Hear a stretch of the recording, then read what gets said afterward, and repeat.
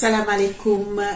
man la seen sœur patriote Sayandé Niane Kane maa ñëw fii tey ngir di leen yëgal sama projet bu bees bi nga xam ne maa ngi koy mettre en place incha allah à partir de janvier 2023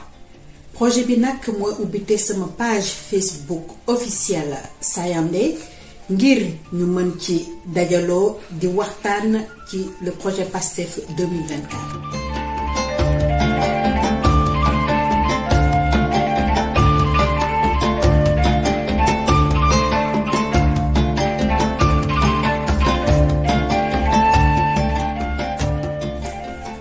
kenn umpalewul ne 2024 nag jege na loolu moo waral ñu war a nekk focus ba pare nag booloo doon benn indi suñuy xalaat suñuy xel suñuy koom ngir mën a atteindre suñu objectif bi nga xam ne moo di ne élire le président Ousmane Sonko à la magistrature suprême en 2024 incha allah.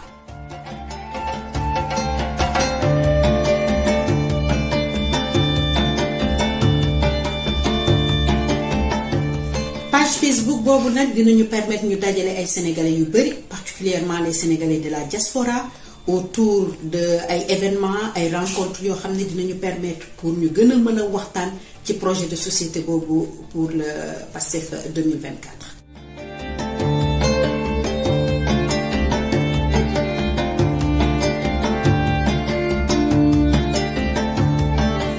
dina ma permettre aussi ma indi sama gis-gis maanaam sama apport critique ci enjeu politique yi ak public yi nga xam ne moo am Sénégal.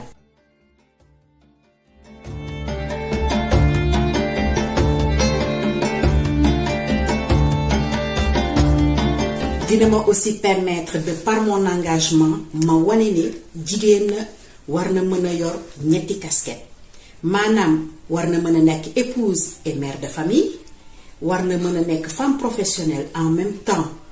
personnalité politique loolu yépp ngir ñaaxa les femmes sénégalaises ñu xam ne ni am nañu place ci arène politique sénégalaise bi di leen ñaax nag ngeen suivre ma ci sama page officielle Sayandé l'officiel incha allah à partir de janvier 2023 merci beaucoup.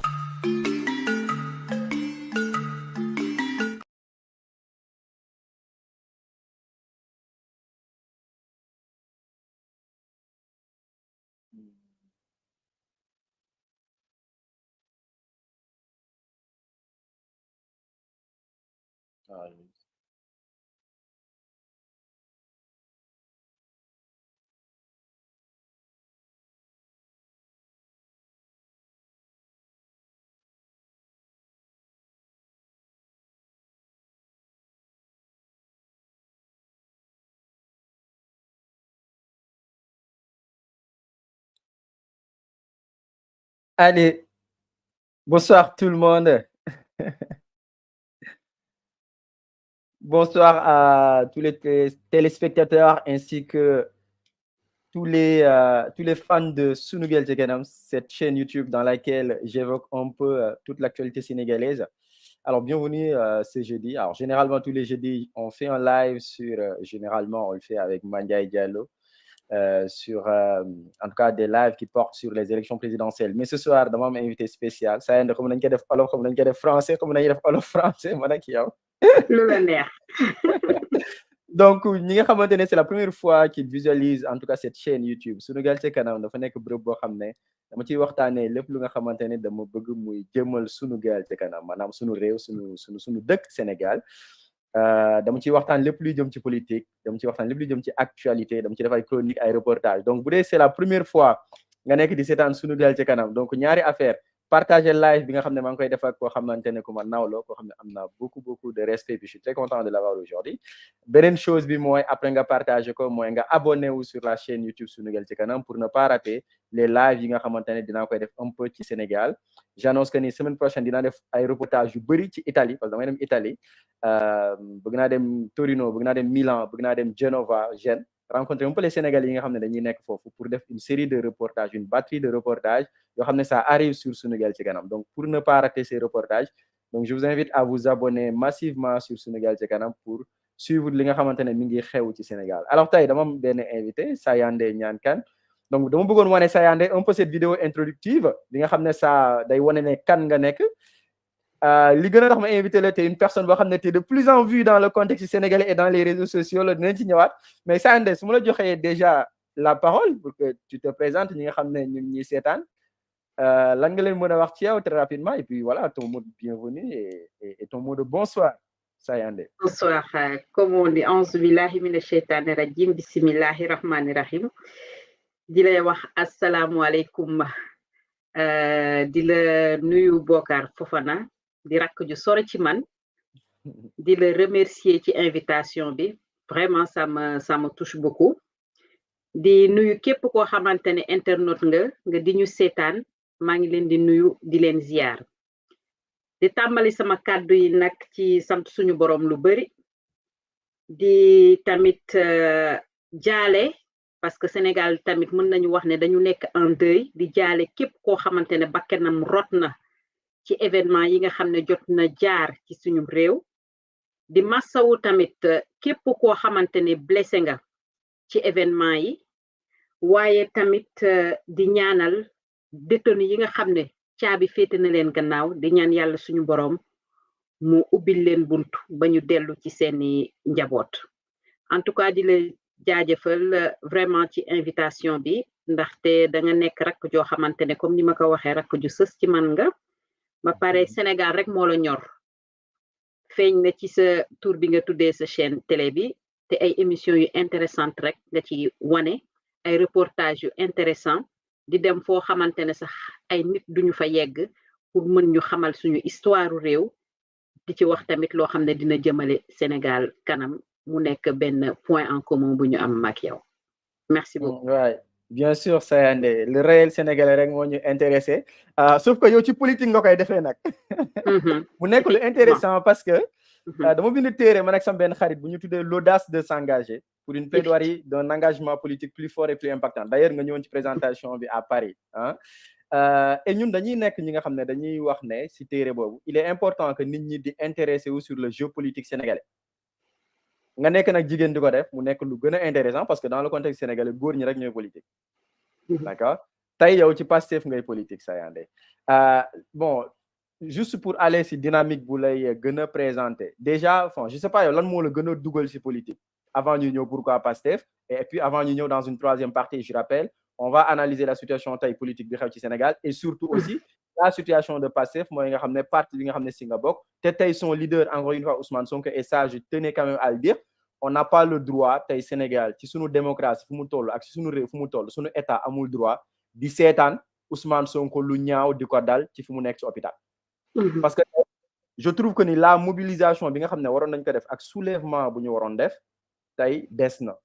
mënuñu am une personnalité dimension Ousmane Sonko encore une fois nga d'accord ak nga bañ a d'accord j'en ai fait des reportages j'en ai fait des chroniques dans ma chaîne nga d'accord ak nga bañ a d'accord ak l'homme c'est quelqu'un boo xamante ne ay millions de Sénégalais ñoo nekk di ko topp nit la mën na def ay erreurs mën na def ay avancements mais Ousmane Sonko yàgg naa ko wax dafa nekk une bouffée d'oxygène ci sunu démocratie li nga xamante ne tey amuñu ci droit tey j'ai l'impression qu'on va droit dans le mur mais dinañ ci ñëwaat plus tard mais loolu c'était un peu mon appel ak tamit tey li nga xam ne bëggoon naa ko wax bëgguma ko rek bind parce que boo bindee peut-être impact bu mu war a am du ko am mais amuñu droit suñu réew toll ñuy seetaan que Ousmane Sonko leneen di ko fekk ci mouvement de grève de la faim bi nga xam ne mi ngi nekk di ko observer il faut que képp ku mu mënti doon ñu def lépp lu ñu mën pour que mu génn ci situation bi parce que tey gis naa ne mi ngi ci 26e jour wala 25e jour de grève de la faim déjà nit benn lay woor di bëgg a dee boo toogee lu toll ci 25 26e jour lekkoo ko wala en tout cas ni ngay lekkee des na yaakaar naa ne kooku wér gi yaramam xam naa ne dina nar a demee neneen et puis ça conforte li soxnaam wax keroog ne bi mu ko gisee mi ngi mel ni xale bam 10 ans la gis donc yaakaar naa ne loolu tey bëggoon naa si taxaw ñu sénégalais yi mobiliser wu xawma nag nu ñuy mobiliser woo xawma dañuy dem ñaan président Macky Sall bu dee dañ ko war a ñaan si njëkk je sais pas s'il faut le faire mais pour man tous les moyens sont bons pour que mu génn ci situation bu nekk retrouver sa santé retrouver son intégrité physique parce que leneen waru ko ci mën a fekk tey waruñu seetaan ba leneen di ko ci fekk parce que je crois que dina fekk ñun ñëpp ñooy échoué ci loolu bu amee tey ci Sénégal. Effectivement. C'est pas d'ailleurs peut-être que tu veux te prononcer par rapport à ça bala ñu dem dans le fond. Non mais parce que merci beaucoup pour ton cri de cœur, pour ton cri de gueule par rapport à ça. mais dinañ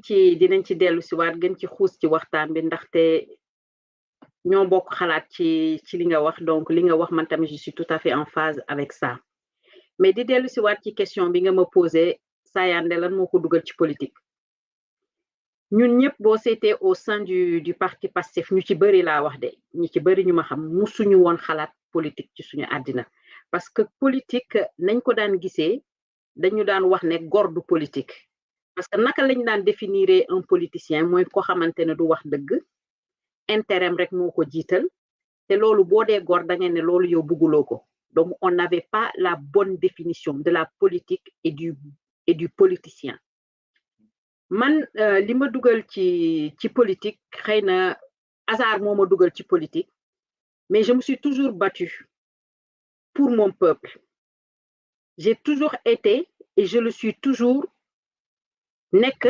patriote c'est-à-dire bëgg sama réew parce que loolu dama koy commencer ca ba ma nekkee gone nekk tout tànk c'est-à-dire que man bi may nekk xale à l'âge de 6 ans dama nekkoon éclaireur nekk scout et foofu dañ lay jàngal ni ngay bëggee sa réew dañ lay jàngal ngay nekk ci ay da ngay mel ni ku amee esprit militaire te bu ñu nee militaire on a le sens du patriotisme ci militaire parce que ñun tam dañu daan jege tamit militaire yi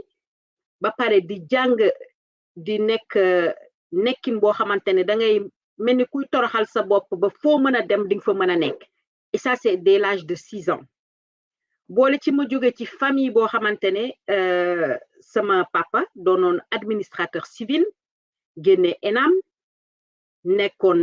préfet ci jamono yooyu parce que actuellement bu ma gisee préfet yi ni ñuy doxalee damay naan mon père vraiment il doit se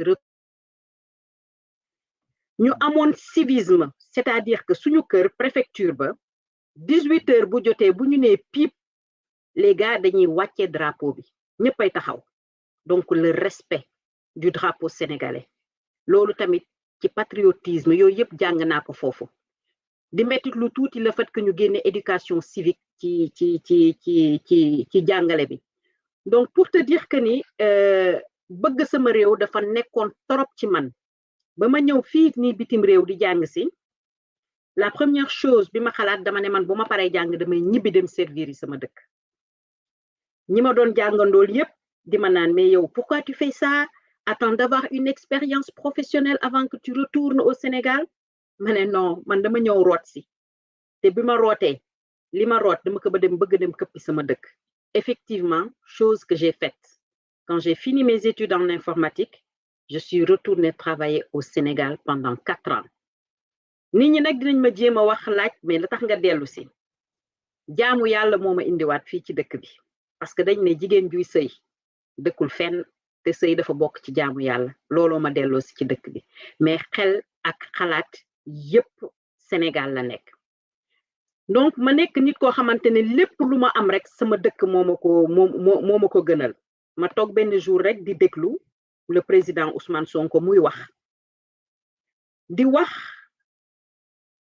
saa yu ma ko dégloo ma ne mais kii man maay wax wala moom mooy wax parce que ñoo bokk ay idée li muy wax man moom laay wax li muy xalaat man moom laay xalaat c'est là que je me suis renseignée sur le parti politique PASTEF et c'est là que j'ai su que c'est un parti boo xamante ne ça a été créé par des gens yu am même xalaat que man et qui sont partis chercher un leader pour porter le projet avec des critères bien définis et que ces critères-là ont été respectés par le président Ousmane Sonko loolu moo ma dugal ci politique ma am beneen vision de politique am beneen vision beneen gis-gisu politicien loolu moo ma dugal nag ci parti PASTEF depuis fin 2018 jusqu'à maintenant. Mais ça se voit déjà que Sayandé, que tu es une professionnelle aboutie, hein, tu as fait des études en informatique, c'est ça que tu m'as dit. Mais tu sais, moi, ce qui me plaît dans ton parcours et dans ton engagement, parce que quand j'ai feuilleté tes réseaux sociaux et quand je vois un peu ce que tu fais, maanaam affaire bi nduruwul lu ñu naan comme lu ñuy wax ci olof joxe bopp génne làmmiñ. Je te vois un peu partout, je te vois à Genève, je te vois partout, Sayandé. Hein. J'ai vu une de tes vidéos qui a fait près de 150 000 vues. J'ai l'impression que c'est toi qui as été couvert l'événement sur ta plateforme Sayandé l'officiel. D'ailleurs, je rappelle, le live, il est partagé en direct aussi dans la page de Sayandé. Donc, n'hésitez pas encore une fois à vous abonner sur Sunugal ca Kanam. dem YouTube, voilà, vous abonner et après continuer cette en live. Sayandé, militante, t'es dans le parti PASTEF. Aujourd'hui, comment tu vois la situation de PASTEF très concrètement? C'est un parti qui a été dissous. Est-ce que tu t'attendais à ça? Est-ce que tu li ñu doon wax yëpp résistance, le mot yi ngeen doon xam da ngeen koy utiliser résistance, focus, etc. Est-ce que fondamentalement yaakaaroon nga ne vous allez arriver à cette situation? Oui, ça va surprendre du monde, mais moi je m'attends à tout avec le régime dictatorial qu'on a. Je suis préparée et j'étais préparée à tout. Parce que li sax ma wax la loolu, le président Ousmane Sonko daf ñu yàgg wax ni yoon bi metti na, gudd na, lëndëm na, bëri na xaaxaam, jàmbaar rek moo ko mën a dékku. Ndaxte ñun li nga xamante ne moom la ñu bëgg a def te arrangé wul nit ñi dinañu def tout ba faagaagal ñu.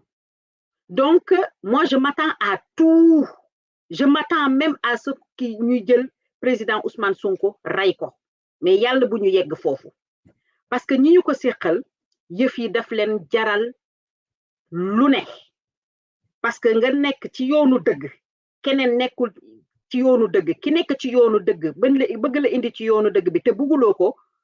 da leen di jaral lu ne. Donc moi je m'attendais à tout, mais quand on parle de dissolution de PASTEF, comme je le dis, c'est surtout ci ay papier kese la, mais PASTEF dafa lekk loo xamante ne dafa ubbi suñuy bët ba pare daal di ñëw dooru dugg suñu xol, te lu dugg ci xol nag pour nga génne ko c'est tout un problème. Këyit rek dindiwu ko, mën na nekk PASTEF ci këyit, mais c'est un état d'esprit boo xamante ne mën nañu génnaat feneen te dañuy génnaat feneen. moo tax ma ne la bu ñuy wax ay dissolution du parti et tout ça yëngaluma benn yoon wax dëgg yàlla, mais je m'attends à tout et au pire. Mais di wax sénégalais yi rek ne dañuy maintenir, dañuy jàpp te teewu bàyyi, parce que dañoo gëm projet PASTEF bi, dañoo gëm Sénégal que ni buñ ko dénkee le président Ousmane Sonko avec toute son équipe li ñu bëgg am ci Sénégal dinañ ko am. di woo ñëpp nag ñu booloo doon benn xeex bi mu jeex te xam ne li ci des bareetul. Mais Sayandé, xeex bi bu ñu koy xeex, man la surprise que j'ai eu, parce que moi j'ai toujours dit en tant que aussi observateur que et j'étais d'accord si benn partie ci benn analyse bu nga xamante ne une certaine partie de PASTEF dañ koy def, maanaam ci rapport de force yi ci lañ mën a effectivement faire reculer le régime de Macky Sall. Man je suis quelqu'un qui est fondamentalement épris de paix et de justice sociale, parce que je sais que ni suñu problématique Afrique, au-delà des problématiques de bonne gouvernance, ñun am justice sociale mooy tax mënuñu dem, d'accord, yaa ma neex mooy tax mënuñu dem. Nit am doole, c'est enfin na la ko mën a waxee, le président de la République bi nga xam ne dañ ko am, et d'ailleurs maa ngi koy wax tout le temps, même bu doon ak Ousmane Sonko il faut ñu def ay réformes, parce que moi j'ai l'impression même bu doon Ousmane Sonko moo ñëw au pouvoir, avec ni ñu taillé en tout cas le costume président de la République, il a tous les pouvoirs, et donc ça fait que nit ki très rapidement mën a dem sur des dérives, et c'est ce qu'on constate ci Sénégal. Mais li nga xam ne daf ma xaw a bett, xaw ma yow nan nga koy analyser nan nga koy jàngatee, mooy que ni j'ai l'impression que la mobilisation autour de l'arrestation d'Ousmane Sonko ak autour de la protection d'Ousmane Sonko et même du parti PASTEF, ça c'est un peu affaibli, parce que tey jël nañ Ousmane Sonko yóbbu nañ ko prison, tey bu doon nit ñi ñu ngi doon génn, wala peut-être parti bi wala même coalition bi dinañ ci ñëwaat, Yewwi Askan Wi bu doon gars yi am nañ capacité boobu noonu, jàpp naa ne Ousmane Sonko du yàgg fu mu nekk. Mais tey nan nga mën a expliquer mobilisation bi ni mu wàccee, ni mu faible par rapport ak situation bi nga xam ne yéen a ngi koy xam nga yow ay certaines personnes qui pensent que mobilisation dafa faible, mais il faut se dire que la résistance, il n'y a pas qu'un seul type de résistance. Il y a pas, quand on dit résistance, en général, les gens ils pensent à la violence, sortie, wàcc, toj fii kii, mais résistance du loolu rek, il y a plusieurs types de résistance. Xam nga tamit il faut qu'on se dise la vérité, nguur kenn mënul xeex ak moom de façon violente, parce que nguur li mu yor yow mi opposition bi yoruloo ko. Mais Sayandé, su ma la daggee nga baal ma, c'est vrai que le discours d'Ousmane Sonko c'était ça quand même, c'était un discours frontal. Par exemple bu la nee Ziguinchor xeex bi Dakar la, jógee Ziguinchor dem Dakar, enfin est-ce que loolu tamit c'était pas des erreurs qu'il a fait? Il y en a qui disent que ne su toogoon Ziguinchor peut-être lu xew ne yëpp mën na am du xew en fait. Loolu man mënuma nettali gént jàmbur ay bu toogoon Ziguinchor li xew ni yëpp mais ce qu'il faudrait dire tamit Bokar comme ci li ma la wax sànq il y a plusieurs types de résistance mais Bokar boo xoolee tamit ñaata nit la ñu jàpp tëj leen parce que boo xoolee la première mobilisation bi ñu amoon en 2021 te nga xam ne wax dëgg yàlla li ci desoon ñu yegg ca cappaandaw ga bariwul woon dégg ndigal lan nga wax looy woowee cappaandaw c'est-à-dire que ñu dem ba jusqu'à la fin de la résistance li may woowee cappaandaw mooy ñu Macky Sall daanu abdiqué abal ñu la ca desoon bariwul te lan moo ko waral dégg ndigal moo taxoon ñu arrêté parce que bi ñu yónnee ndigal ci ñun dañoo arrêté parce que dañu nekk nit yoo xam ne dañu dégg ndigal te ci moment boobu noonu li tax mu différent par rapport ak 2023 il faut voir que ni nit la moment boobu jàpp nañ ci ñu bëri seeni bakken rot na ci ñu ci bëri gaañu nañ ci te dama lay xamal dara ne Sénégal itam dafa ragal deret de lu leer laa la wax léegi li nga xam ne moo am ci 2023 bi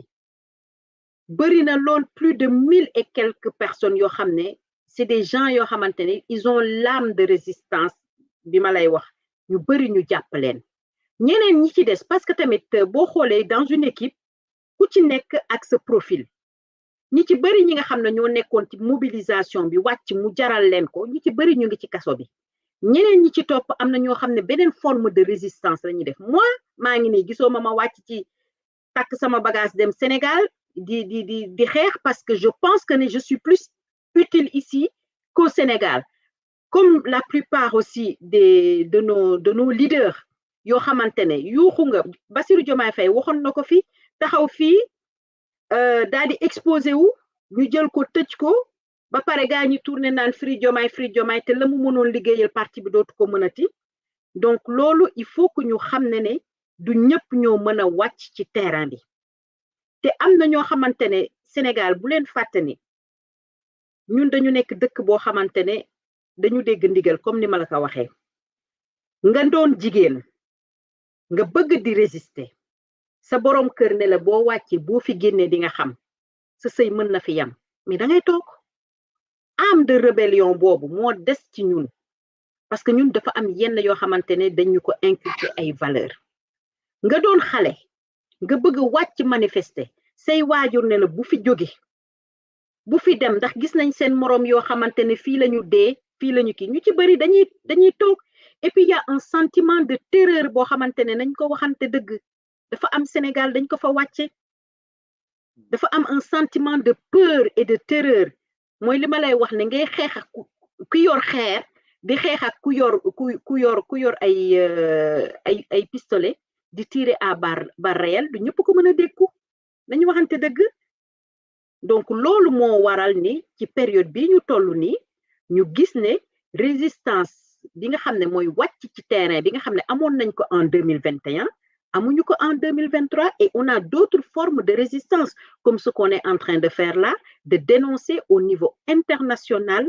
toutes les barbaries yi nga xam ne moo am au niveau du Sénégal et que ces institutions-là qui ont des accords avec le Sénégal ñi nga xam ne tamit am nañu bët ci Sénégal ñu war a mën a jóg ñaawlul ñi parce que affaire u droit de l'homme la ñu wax affaire u droit de l'homme crime contre l'humanité amul kii nuñ koy waxee c'est le terme bi nga xam ne tout le temps daf may amul prescription donc il faut se dire que c'est un combat sur le long terme aussi dans tous les cas il faut que le gars y paye donc loolu moo waral résistance bi nga xam ne moom la ñu amoon en 2021 man ci sama propre analyse et ce que je dis n'engage que moi hein, je le dis loolu moo waral ki mobilisation bi ñu amoon en 2021 amuñu ko en 2023 te tant mieux parce que man li ma yaakaar ne lii ñu def le président Ousmane Sonko yaakaaroon nañu ne population bi dina génn tasaare yëpp am na ñu jóg bu ñu wax ne amul mobilisation mais am na vraiment ñu jóg mais ñi jóg moo doyul donc bu fekkoon ne lii gaa ñi doon xaar amoon na peut-être xëy na dinañu indil yeneeni cas ba ñu jël ne Sénégal dañ ko def état de siège ñu wàccee militaires yi génn fii ba ñu toog naan léegi élection mënatul am donc élection bu mënatul am parce que y a plus de sécurité je continue donc xëy na yàlla moo ko jaarale foofu mais mobilisation bi mi ngi continuer di am mais avec un autre type de mobilisation et de résistance. Ouais, j'en profite, Sayandé, dans le même sillage que toi, de regretter en tout cas le nombre de décès yi nga xamante ne am na Sénégal si manifestation yi amoon. Ñu gis ne beaucoup de jeunes, man j'ai l'habitude de le dire, hein, et ça je l'assume entièrement, et je l'ai beaucoup dit dans des reportages. Nous, on a une police qui est meurtrière dans le contexte sénégalais. On a une police boo xamante ne ak gendarmerie dañ leen war a vraiment former leen parce que j'ai l'impression que ni il yàkkamti nañ manifestation am ba ñu rey nit ñi en fait. Et c'est extrêmement grave, c'est extrêmement dommage. Doo si mës a dégg ñu ne jël nañ tel X wala Y moom lañ jël ne moom lañ gis moo rey telle personne et on tire à balles réelles sur les gens. Et ça doit cesser profondément dans le contexte sénégalais. Ça, je tenais encore une fois à le dire parce que, étant donné que tu as évoqué le sujet, c'est inadmissible qu'on ait près de 50 personnes. Et ce sont des jeunes, hein, ce sont des jeunes, clairement, ce sont des jeunes, des gens qui ont moins de 40 ans, moins de 35 ans. Gisoon naa la dernière fois la liste. Ça, c'est abominable dans un pays comme le Sénégal. C'est abominable. Ce qui est plus abominable et honteux, c'est que tu ne retrouves pas les tueurs, clairement. Tu ne retrouves pas les assassins, tu ne retrouves pas les tueurs, clairement. Ak lu foule bi mënti am tey dans le contexte sénégalais, ils doivent rester professionnels. Mais je pense que les images qu'on a vues dans le contexte sénégalais n'ont pas été des gars yu nga xamante ne am nañ professionnalisme bu ñu ci waroon àndal. Loolu c'est un. Su ma ñëwee Sayandé, dans la lutte internationale, yaa ngi koy wax. Et ça, je l'ai dit d'ailleurs à l'entame de mes propos. J'ai vu que tu as couvert, via ta plateforme Sayandé, l'officiel, ta page Facebook, j'ai vu que tu as couvert, on va dire, votre descente au niveau de Genève, au niveau du Haut Commissariat des droits de l'homme. Il y avait, en tout cas, tu imagines les avocats d'Ousmane Sonko qui sont basés ici en France et à l'international, Maître Larifou, il me semble, et Maître Juan Branco, et tu étais avec eux à Genève. J'ai l'impression qu'aujourd'hui, Sayandé, tu es l'une des figures les plus en vue dans la lutte internationale. Si ce n'est pas la plus en vue d'ailleurs. Comment tu expliques tout ça? Xam nga sànq yaa ngi may wax di ma laaj man la gis nga man faut pas que may engagé wu ci dara ndaxte su ma engagé ci dara damay dem ba jeex damay doon taalibeem ndaxte bu ma duggee ci dara dama bëgg di ci dem jusqu'au fond des choses. Ndax xëy na li ma doon taalibe murit di yaay faal di xam lan mooy tarbiwu di xam lan mooy jikkoy yaay faal quoi. Et donc du coup fu ma mën a jàppale Pastef fu ma mën a loo xam ne su ma ci demee ma xam ne ne lii dina jëriñ parti bi dama ciy dem ba jeex duma xaar sax ay moyens keroog rek la ma sama borom kër di ma tooñ na man sa parti bi war nga ko utal budget de ndaxte fi mu nekk nii suñu dépense kër gi yëpp yaa ngi ko ciy def. yaa ngi koy passé. waaw donc événement boobu man comme damay nekk sur le terrain comme ni may nekkee aussi di travailler sur le programme intellectuel du parti parce que étant membre du mouvement des cadres de Pastef France mën naa wax ne le parti Pastef jël na sama vie lu bari ba samay mbokk tam amatuñu sax mënatuñu jot ci man ni sama famille. La raison est mi ngi nii il est 22h30 ñoo ngi toujours di wax ci politique sénégalaise. Et donc pour revenir à ça di remercier aussi patriotes yi nga xam ne ñu ci bari bu ñu amee rek benn idée tout le temps il m'appelle.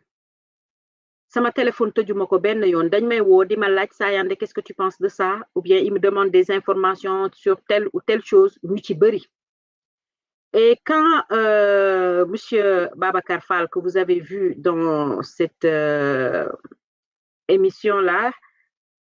m'a appelé pour me dire que man de dama nekkoon di liggéey ak Larifou. Larifou, avec eux, ils se connaissent depuis plus de 30 ans pour dañu bëggoon déposer benn plainte ak mémorandum au niveau du Haut Commissariat des Nations Unies. Et j'aimerais bien que nga ñëw bokk ci affaire yi ñu waxtaan xool nuñ koy tënkeek affaire yooyu noonu. Et l'idée est venue comme ça.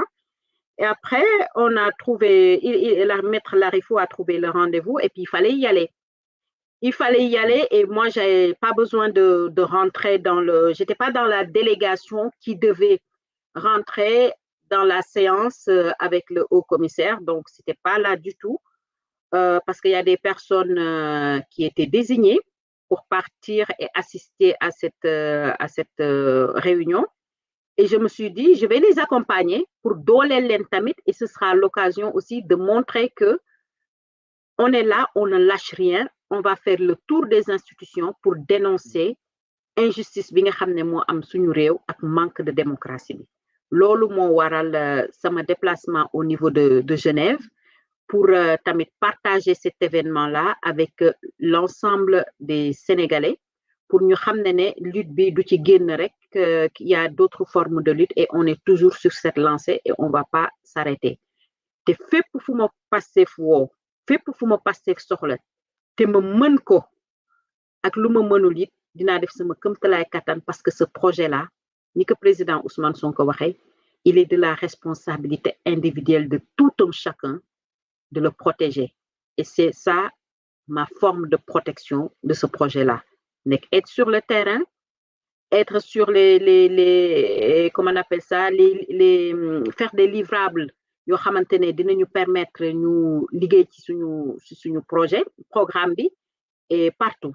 fu ma mën a nekk rek maa nga fa nee nañ nag nit mënul nekk fu ne mais tant que yàlla mi ngi may ma mën di teewe yenn yi di mën di vulgariser projet bi je n'hésiterai pas. Sayandé, est-ce que tu penses que dans le contexte actuel sénégalais liñ naan lan la ñuy wax am na mu olof bu naan delloo nañ xorom bi naar bi wala naar bi xam nga li sama olof mais daal mi ngi dama koy commande expression boobu mooy naar bi delloo nañ ko xoromam lan est-ce que voilà est-ce que les acteurs politiques tey ci Sénégal tu te rends compte avec la situation d'Ousmane Sonko et de Pastef est-ce que jàpp nga ne ils apportent leur pierre à l'édifice pour un peu protéger Pastef et protéger Ousmane Sonko? Quand tu parles des acteurs politiques, tu parles en général, pas que de Pastef, tu parles de voilà, tout le monde. Voilà, peut-être les alliés de Pastef d'une façon générale. On reviendra sur le cas Khalifa Sall, Barthélémy, mais au sein de Yewwi Askan Wi, parce que tu as l'impression, pourquoi je te pose cette question, je ne vois pas de mobilisation, c'est-à-dire que bon, les jeunes, voilà, certains partisans,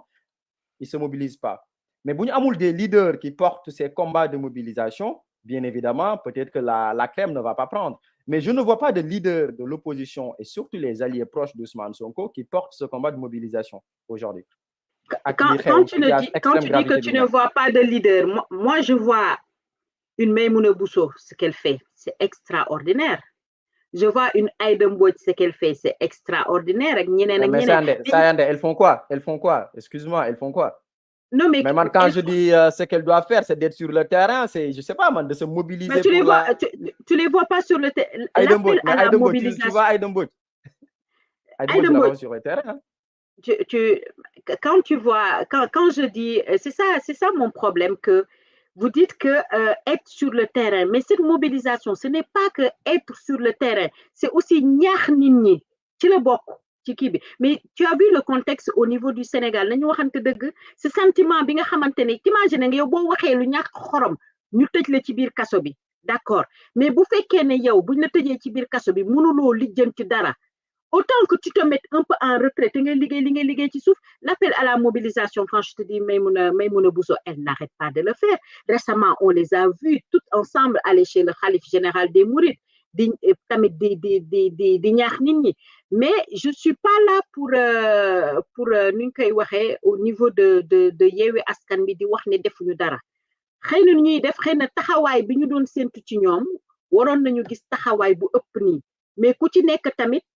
ak la nga mën te xam nga ne xeex bi tamit kenn du ci forcer kenn ci sa yëg-yëg la ci sa tolluwaay la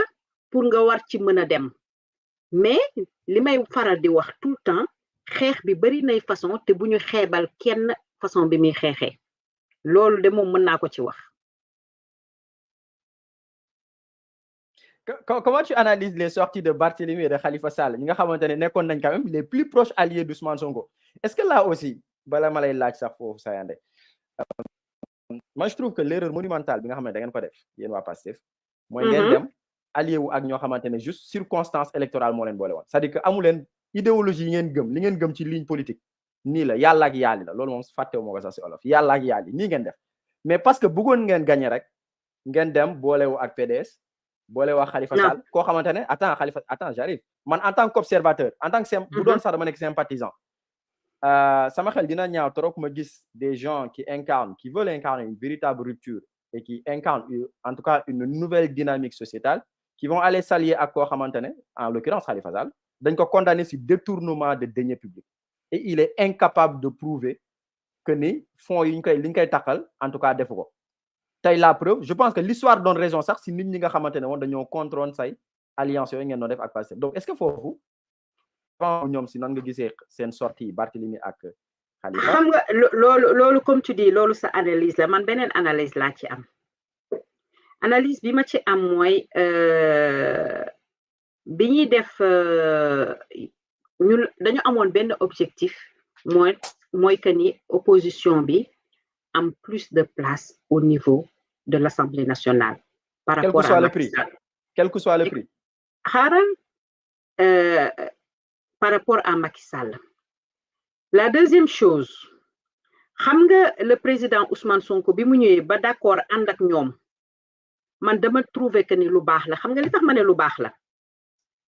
parce que bu ñu ñëwoon ne dañu bëgg a aller ak ñun parce que ñu ngi ñuy dëkkal foo xamante ne naan Pastef ñoom seen bopp rek le président Ousmane Sonko ne non kon duñu gis facette ñii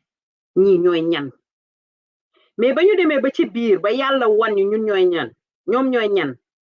ñun duñu dajeek moom mukk ba sëgg parce que nit booy jëflanteeg nit tamit danga koy won ne que yow ku gore nga président Ousmane Sonko wallahi lazim soxlawul sax coalition mais dafa yaatu te xam nga tamit nit dinañ la waxal ne parfois sa mbaax mën na lor mais moi je pense que lii du lorange dafa wan sénégalais yi le vrai visage de ces gens-là parce que ñoom bu ñu ñëwoon rek ñu ne déet ñun dinañ ñu dëkkal fu ñu dëkkul. ça ne loolu yomb na nag loolu c'est très facile. man c'est mon non mën nga ci bañ a d'accord mais man c'est mon analyse et puis là nit ñi xam nañu ñan ñooy ñan mooy li may wax ni le président Ousmane Sonko moom cundung bu soxlawul sax coalition bu doon dem candidat libre moom kese day dem mais nit nag yaatuwaayam ak mbaaxam ak yërmandeem moo ko dugal ci loolu te pour te dire que nous aussi on a été consulté bi ñuy teg coalition bi au niveau du mouvement des cadres ak yeneen kii yi ñii d'accord ñii d'accorduñu il faut se dire aussi des choses que ni ñun dañoo amoon affaire ak des politiciens et que ñun duñu ay politiciens te ñoom dañu am ay ruse politique mais léegi lan la leen jariñ ak ñun lan la ñu yàqal est-ce que ñun dañu yàqule fi mu ne nii loolu laa bëgg la même si je suis contre le parti il est dissolu par contre loolu nekkul gisoo ne lu yàqu la wala enfin man nee naa la man yàquwul parti bi ci kayit lañ ko dissoudre mais ñun on n'est pas dissous le PASTEF c'est un état d'esprit et ça renaît day juddu mi ngi ci biir xol lu ne ci biir xol kenn mënu ko dindi li kayit rek la mën nañu tourner tuddee ko coalition je sais pas quoi même pas coalition un autre parti qui s'appelle les Patriotes ou qui s'appelle je sais pas quoi mais c'est juste sur le nom mais man gisuma ne yàqule nañu parce que ça ne nous empêche pas de faire nos activités et on est en train de faire nos activités sauf qu'il n'y a pas le titre Pastef mais on déroule. Je suis d'accord, il suffit d'avoir un récépissé et là vous pouvez avoir la possibilité, enfin, je pense, de participer à des élections. Mais ça, on va y revenir. Non, mais non, c'est pas qu'on peut avoir. Il peut partir en tant que candidat libre. Oui. Il peut partir en tant que candidat libre. Te nana Ousmane Sonko bu fi tegoon sax benn chaise ne votel leen chaise bi dañ koy votel. Mais donc moom tout seul il peut partir. À condition que gars yi bàyyi ko mu jàll parce que j'ai l'impression que ñi ngeen ko seqal moom. loolu beneen débat la. Mën nañu andi toutes les choses qui font que ni en termes d'éligibilité et ak mu mën a voter ça serait quelque chose d'impossible. Sayandé, j'ai vu Barthélémy wax na la Khalifa Sall. C'était les plus proches en termes de conseil de Ousmane Sonko. Mhm. Même dans la coalition Yewwi Askan Wi y en a ñi nga xamante ne dañoo bàyyi ay Maître Moussa Diop wala xuma dañ leen a génne voilà mais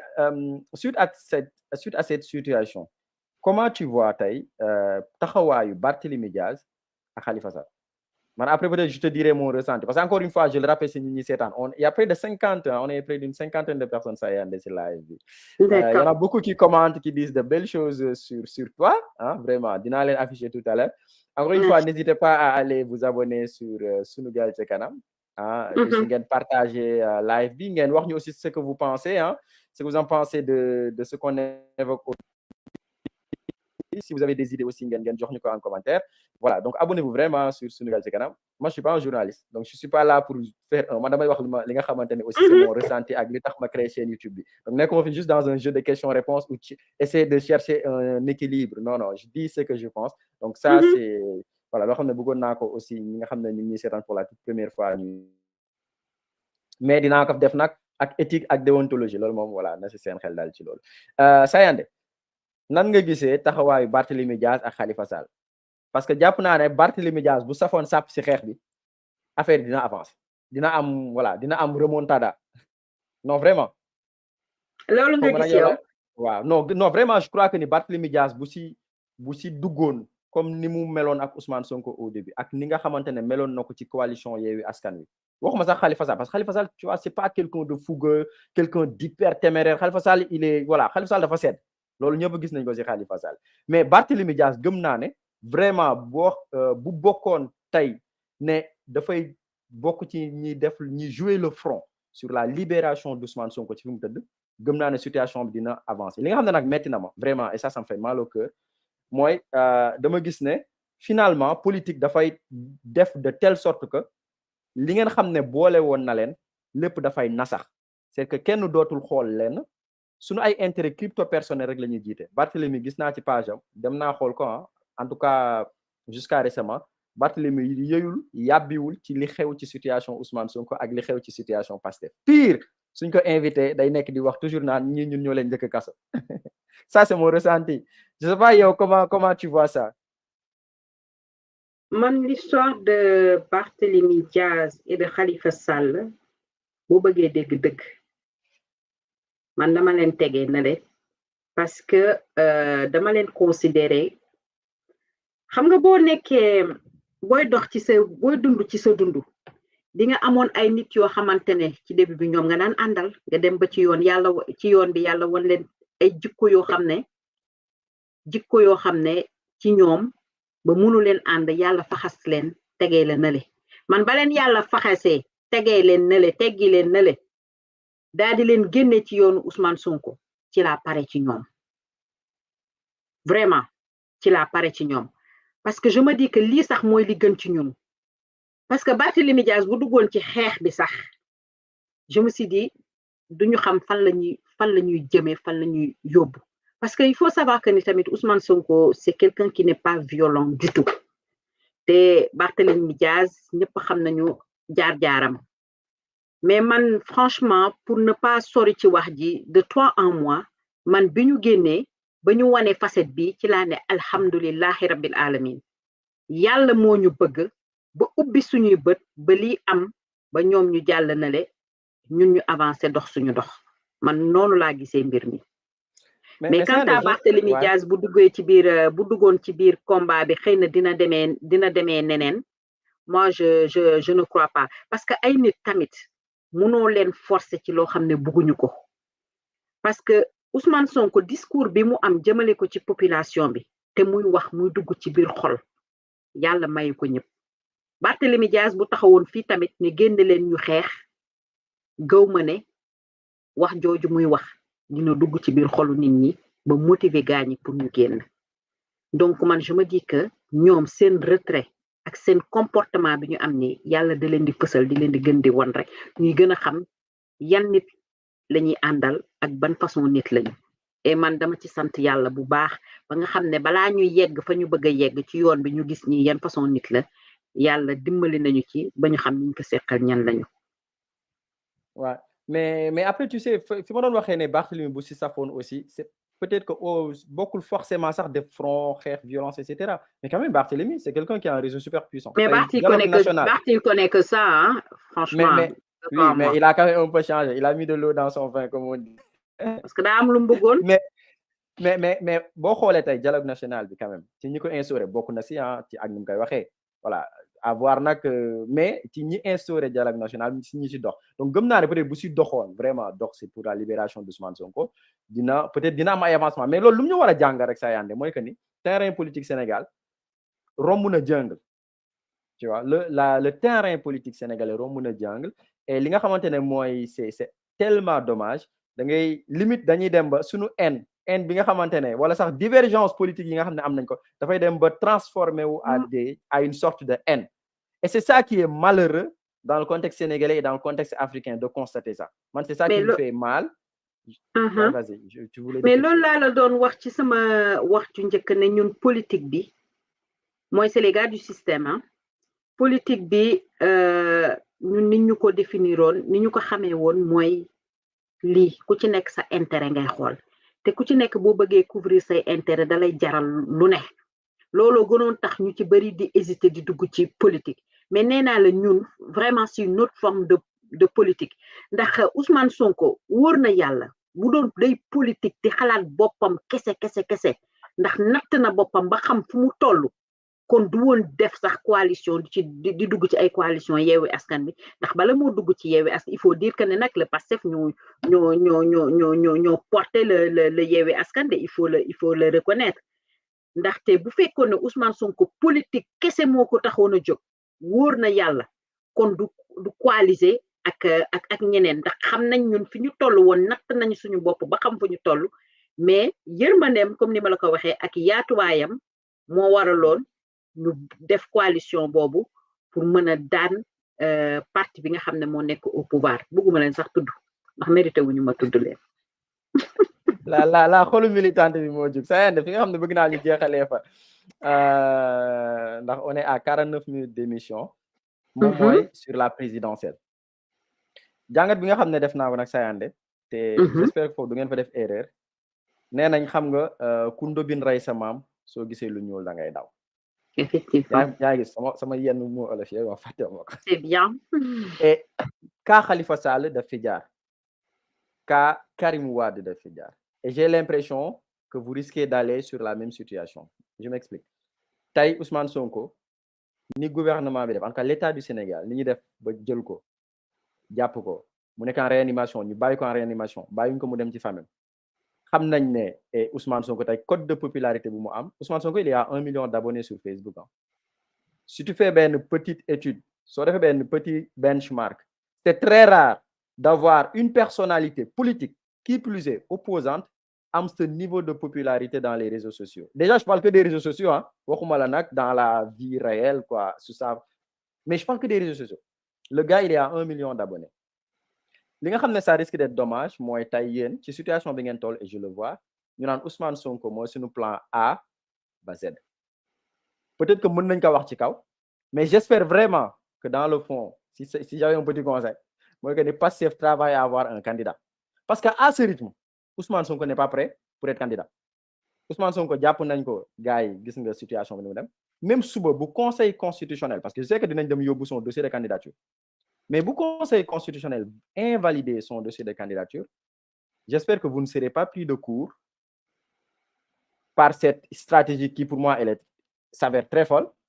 de dire que ne moom mooy le plan A Z et que bu dul moom peut-être que ngeen dem dans des perspectives de boycott de l'élection ou de ne pas faire voilà joxe ndigal ne tey Pastef kii lay àndal donc question bi mooy les présidentielles est-ce que da yow tu es aussi dans cette logique de dire que c'est A ba Z wala est-ce que tu penses sérieusement que ni il nous faut se préparer pour avoir koo xamante ne voilà mooy mën a nekk suñu plan B je sais pas qu'est-ce que tu en penses toi de tout ça. Qu'est-ce qui empêcherait le président Ousmane Sonko d'être candidat selon toi? Est-ce que tu veux que je te réponde réellement et factuellement? Bah, on est là pour ça, hein? Parce que pour l'instant, je ne vois aucune inéligibilité pour nous teg le président Ousmane Sonko. De un. Mais est-ce que toi, me retourner la question, Gabalma, est-ce que tu penses que li ñu teg Ousmane Sonko c'est du droit? C'est pas du droit. Mais droit la jàng, c'est pas du droit. donc tey aussi facilement liñ ko teg yëpp viol lañ ko doon jiiñ sama baalee ma jeexale foofu viol lañ ko doon jiiñ ñu transformer ko en corruption de jeunesse donc ñi nekk en face mais ne s'étonne pas à ce que tey suñu ñu invalider sa candidature via des motifs yoo xamante ne ça tombe du ciel ça c'est moi qui te le dis. je suis d'accord ci li nga wax moo tax ma ni la tu crois que ñun ça nous amuse de faire le tour des grandes institutions pour naqarlu li nga xam ne ñoo ngi ko teg ci kaw Ousmane Sonko et l'ensemble des Sénégalais yi nga xam ne dañ leen a jàpp te amul fenn fuñ ko teg yaakaar nañu tamit am nañu yeneen porte yoo xamante ne ñu ngi koy wër pour mën a xeex li nga xam ne mooy injustice bi nga wax parce que comme tu le dis injustice droit moo amul Sénégal ak démocratie moo tax ñuy ubbi suñuy bët di ubbi suñuy buntu di dem uti tamit ndimbal au niveau des institutions internationales parce que Macky Sall li mu nekkee nii njëkkeewu ko fi te du ko njëkkeewu ko fi am na ñu def ne moom mais pour répondre à ta question le président Ousmane Sonko c'est notre plan A ba Z parce que gisuñ ma man Sayandé beneen candidat boo xamante ne mun nañ ko fi teg outre que le président Ousmane Sonko mooy suñu plan A ba Z et il est éligible jusqu'à preuve du contraire. mais Sayandé éligible mais léegi s'il est mais Sayandé non sérieusement je sais que beaucoup de gens je suis pas sérieuse. Non, moi je suis pas sérieuse. Non, t'es sérieuse. Non, t'es sérieuse, bien évidemment. Yàlla moom lu mu namm ci jaamam moom kenn mënu ci dara te ñu ngi ñaan yàlla suñu borom. Mais t'as pas vu le syndrome Karim Wade Khalifa Sall? Mais loolu ñoom la mais Bokar tam da ngay fàtte yàlla de te ñun tam dañu gëm yàlla loolu ñoom la. Mais il y a une réalité, ça Yandé, il y a une réalité qui existe, qui est là. Cette réalité, elle est que c'est un candidat est en réanimation. C'est malheureux, hein. On est à 6 mois des élections présidentielles. Yàlla dina fëgg boppam dina ko yëkkati dina jóg te dina jiite réew mi inshallah. Les parrainages, je l'espère, hein. Moi je l'espère te yéene naa ko te yéene naa leen ko aussi mais dafa am une réalité qui est là. Il y a une réalité qui est là. La réalité mooy li ma la nekk di la décrire. Le parrainage ça commencera le 27 septembre. Dans cette situation, pour moi, vous allez dans une impasse. C'est ça que je suis en train de dire. Non, après, je peux comprendre. Je peux comprendre. Boo xoolee parrainage, peut-être que je me trompe, hein, mais boo xoolee parrainage yi devait démarrer le 28 août, hein. Ouais, et je ne sais pas pour quelle raison ça a été repoussé jusqu'au 27. Ça, j'en sais rien. Alors, je ne sais pas ni c'est un communiqué officiel parce que moi, je n'ai pas vu le communiqué du ministère de l'Intérieur qui repousse le parrainage jusqu'au 27 septembre. Ci li ma dégg jusqu'au 27 septembre. Fii ak boobu lu ne xaj na ci. Est-ce que tu crois au pouvoir des marabouts au Sénégal sur cette situation bi ñu toll? Le pouvoir des marabouts sur cette situation au Sénégal, c'est-à-dire, qu'est-ce que tu veux dire par le pouvoir des marabouts? Ah, c'est-à-dire que ni foofu man laa amee problème avec nos républiques. C'est-à-dire que soit ñun on est une république religieuse, les marabouts sont intégrés, soit on est une république laïque et les marabouts sont des citoyens ordinaires. Donc, gis naa récemment Yewwi Askan Wi dem nañ Touba, maa ngi gis une histoire de date là, j'ai pas tout suivi, mais en gros li ñu doon def mooy que le khalife puisse intercéder auprès de Macky Sall pour la doucement. Jàpp nga ne wal fu laay waxee ne est-ce que jàpp nga ne loolu mën na am njeexital ci situation bi ñu toll? Xam nga dañu nekk ci dëkk boo xamante ne dañu am tamit suñuy réalité. Man le président Ousmane Sonko man bu doon sama sago man damay wax man bu doon sama sago justice dina ko génne foofu mu nekk. Mais bu dee yaay la damay placé wu comme di yaay di soxna di xool tamit comme soxnam yooyu nekk foofu doon wax bu fekkee ne les marabouts mën nañu ñaan njekk ba le président Ousmane Sonko dellu ci njabootam ñu faj ko duñ ci craché mukk ndaxte man bu ma fekkee ne dama taxawu yaay taxawu sœur taxawu jigéen par tous les moyens fu mu mënti jaar dama fay jaar pour sama borom kër wala sama frère wala sama kiy génn mais en tant que politicienne man bi taxaw di wax ak yow man ñi setal deru Ousmane Sonko bàyyi ko justice ba ko mu dellu ci njabootam te faju casquette foofu laay waxee man. Merci beaucoup Sayandé. bientôt ñu def 1 heure de live man ak yow il fait presque en 23h heure de France Sayandé lan moo nekkoon sa dernier mot si suñu waxtaan est-ce qu'il y a des choses yoo xam ne peut-être bëggoon nga ko aborder te temps bi mayuñu ko wala peut-être que ni awma occasion laaj la ko tey. En tout cas di la remercier vraiment ci invitation bi nga permettre ma mën a yëkkati sama baat wax ak askan bi di ñaawlu li nga xam ne moo am suñu réew di wax rek ne justice amu fa parce que jël justice bi instrumentaliser ko pour xeex benn opposant politique loolu du dëgg du yoon loolu moo tax fi mu nekk nii ñu nekk di xeex loolu et di ko xeex par tous les moyens avec toute forme de résistance di leen wax ne fii au niveau de la diaspora ñun possibilité bi ñu am pour mën a dénoncer ñi ci bëri au niveau du Sénégal amuñu ko donc di woo te di wax képp ko xamante ne yaa ngi ci diaspora bi y a des séries de manifestations yoo xamante ñu ngi koy organiser des sittings des manifestations et des marches un peu partout samedi bii nii ñu ngi delluwaat ci place de la République au niveau de Paris waa Genève aussi au niveau des Nations Unies font une marche là-bas waa Suède ñu ngi def manifestation au niveau de la Belgique aussi ñu ngi def des manifestations donc loolu yëpp ci xeetu résistance la xeetu ñaxtu la bu ñu ko xeeb ku ci nekk li mu ciy def bu ko kenn xeebal kenn te yaakaar nañ ne yàlla du tëj bunt tëj palanteer wàccee rideau daal di crochet kooku yaakaar naa ne yàlla dinañu may ndam incha allah ci fan yu néew. Bah merci Sayandé franchement merci beaucoup encore une fois ma sama cri de cœur fu may jeexalee mooy que sunu autorités yi qu'elles se ressaisissent ñu xam ne Sénégal ñun ñoo ko moom Sénégal ñun ñoo ko bokk c'est la raison principale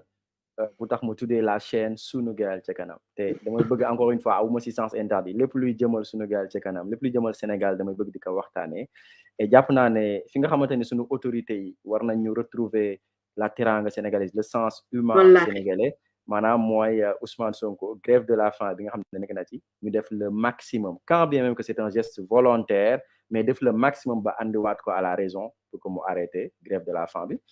su nekkee nag dans les conditions comme li ñuy wax en science physique les conditions normales de température et de pression voilà bu ñu ko bëggee yóbbuwaat prison ñu mën nañ ko peut-être yóbbuwaat je sais pas mais en gros li gën a am important tey mooy que sa santé mentale sa santé physique sa santé psychologique ñu jël ko en charge ndax bu doon ci réewu tubaab bi yaakaar naa ne tubaab bi Sayandé foofu lañ ñu rawee humanité la ñu tubaab bi di rawee tubaab bi foofu rek lañ ñu rawee bëgg nit humanité empathie et tout ça empathie moo tax aussi réewu tubaab bi soo fi nekkee yenn yi nga xamante ne da nga koy gis Afrique doo ko gis parce que doomu aadama dafa fort et jàpp naa ne tey bakkoonu Ousmane Sonko nag ku nekk ci 26e jour de grève de la faim li ñu naan mi ngi ci xot et vraiment war nañ def le maximum pour que ñu sàmm son intégrité je crois que loolu lu am solo la parce que au-delà de la politique nous sommes tous des Sénégalais au-delà vraiment de la politique nous avons tous des liens de parenté et je pense que ni waruñu def xamante ne day dugal Sénégal ci dynamique boo xamante ne duñ ci gaaw a génn yaakaar naa ne li jot ci Sénégal ci mars 2021 jot récemment ci juin doy na sëkk waruñu demaat dans des nouvelles tensions merci beaucoup si ñi ñu doon seetaan ñëpp je vous invite à vous abonner massivement sur Sunugal ca kanam comme ça vous permettra de soutenir la chaîne YouTube je rappelle que ni Sayandé kenn ko xam ne xam nga ko baax muy Mandiaye Diallo man ak moom on a mis en place des lives avec tous les candidats toutes les personnes candidates aux élections présidentielles le 7 septembre on reçoit inchallah le docteur Abdourahmane Diouf moom la ñuy waxtaanee avec son programme politique nga xam ne ñu ngi koy defee sur Sunugal ca kanam ak sur Mandiaye Vlog donc n'hésitez pas à vous abonner sur Sunugal ca kanam pour ne pas tarder en tout cas ces rendez-vous te j'espère que ni Ousmane Sonko dina nekk candidat comme ça Sayandé di ñu boole ak moom pour mu ñëw waxtaan ak ñun si programme inchallah bu neexee yàlla jàpp naa ne loolu moom enjeu bu am solo la waxtaan sur le projet de société parce que dafa jot nag tey Sénégal ñuy fal nit non pas par défaut non pas contre une personne non pas diw dafa xees wala non pas Sayandé rasta yi dafa rafet mais parce que Sayandé il a un véritable projet de société pour le développement du Sénégal donc merci beaucoup restez connectés une série de reportages yoo xam ne bu nak def Italie la semaine prochaine vont arriver sur Sunugal ca kanam et puis on se dit rendez-vous jeudi prochain pour un autre live salut merci beaucoup merci Sayandé